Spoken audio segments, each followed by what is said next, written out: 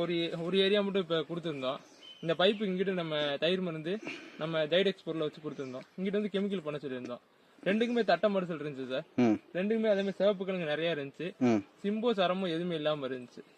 இப்போ வந்து நம்ம கொடுத்ததுல பாத்தீங்கன்னா சிம்பு சரம் தட்ட மறுசல் அப்படின்னு நின்றுச்சு.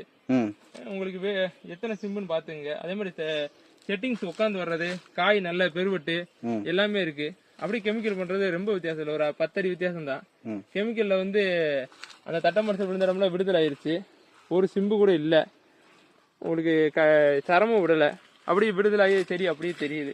தட்டை ஊக்கம் எல்லாத்தையும் பார்த்தீங்கன்னா அப்படியே தெரியும். இந்த சரத்தெல்லாம் இந்த சர ஊக்கத்தெல்லாம் பார்த்தீங்கன்னா ரொம்ப லீனாக இருக்கும்.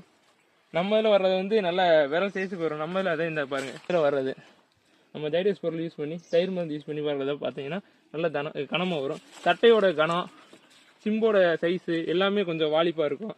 அதில் வந்து அந்த எதுவுமே தெரியாது. இப்போ நம்ம